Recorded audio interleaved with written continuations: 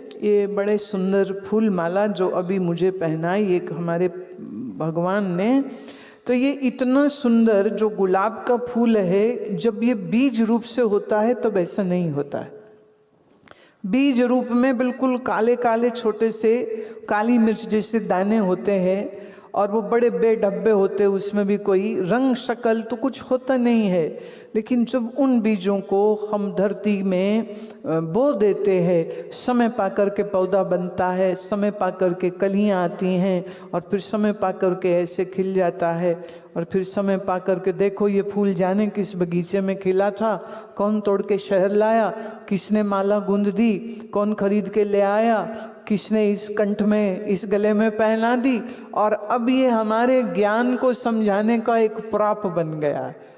आपको ये बात समझाने के लिए कि हमारा जो शरीर है ये भी एक बीज की तरह माता के शरीर में रहता है, और पिता के अंश से, वीर्य कण से जब इस अंडे का मिलाप होता है तो भ्रूण बनता है, और 9 मास में या कभी कभी 8 मास में या कभी कभी 7 मास में पूरा बच्चा या बच्ची तैयार हो जाते हैं और जन्म होता है।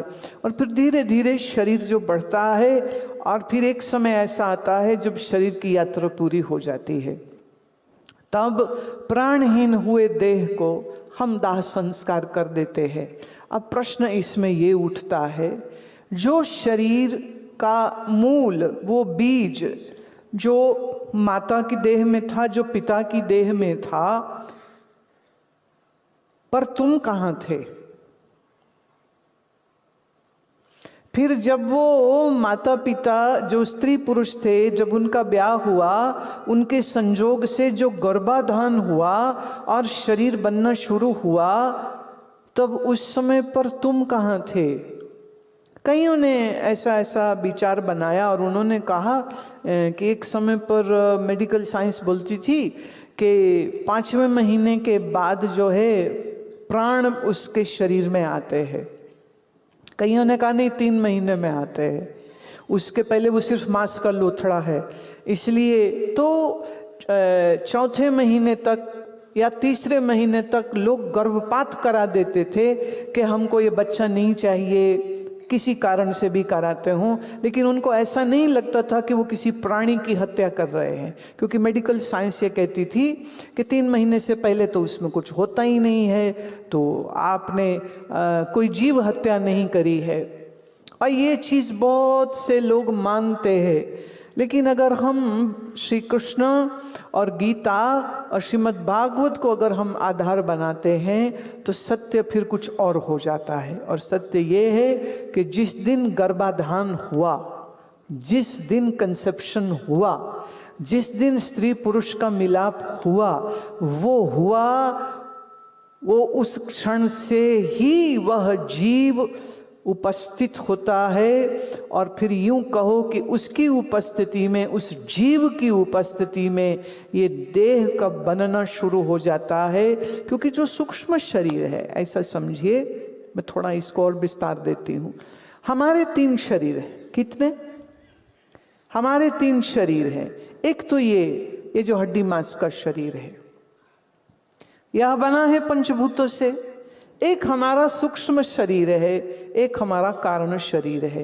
ये जो सूक्ष्म शरीर है, इस सूक्ष्म शरीर में 17 तत्व होते हैं। कितने?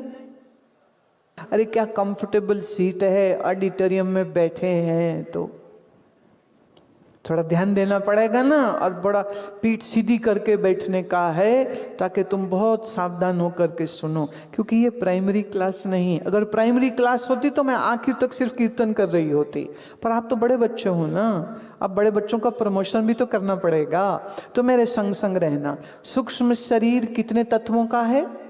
17 तत्व कौन से है मैं बोलूंगी और उसको आप दोहराइएगा। सबसे पहले इसमें आ जाते हैं आपकी 5 ज्ञान इंद्री। क्या आई?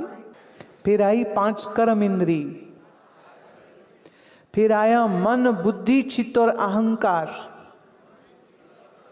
और फिर इसमें आए 5 प्राण, पंच प्राण, पंच ज्ञानेंद्री, पंच कर्म इंद्री और मन बुद्धि चित्त और अहंकार, इनको सबको मिलाकर के बनते हैं 19 तत्व। लेकिन अगर हम मन बुद्धि सिर्फ पकड़ें और चित्त अहंकार को ना लें तो वो हो जाता है 17 तत्व।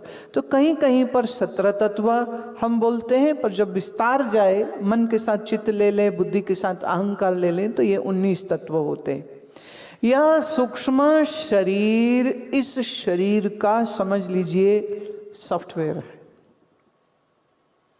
आपके मोबाइल फोन आप जब लेते हैं, जैसे मतलब आपने आईफोन लिया तो आईफोन की बॉडी आपको मिलती है, फिर आपको एक टाइम पे ना उसको अनलॉक कराना पड़ता था और उसमें उसको चालू करने के लिए कंप्यूटर की आवश्यकता पड़ती थी और फिर उसमें सारे प्रोग्राम डालने पड़ते हैं, फिर वो चालू हो जाता है। या यूँ समझिए आपका एक मोबाइल फ़ोन है जिसमें सिम कार्ड कोई नहीं पड़ा, तो खाली मोबाइल फ़ोन से थोड़ी फ़ोन हो जाएगा, उसमें सिम कार्ड भी तो डालना पड़ेगा।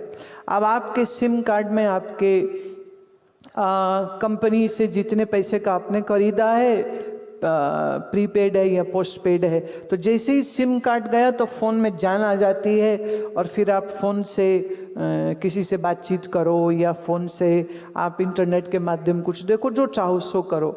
लेकिन अगर उसमें सिम कार्ड नहीं तो फ़ोन तो कुछ कर नहीं सकते हैं।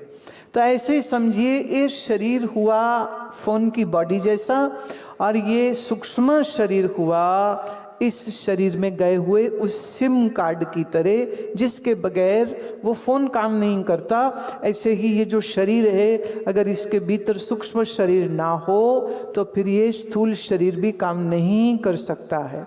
हम मृत्यु किसको कहते हैं? जब सूक्ष्म शरीर इस स्थूल शरीर को छोड़ देता है, अलग हो जाता है, इसी को हम मृत्यु कहते हैं।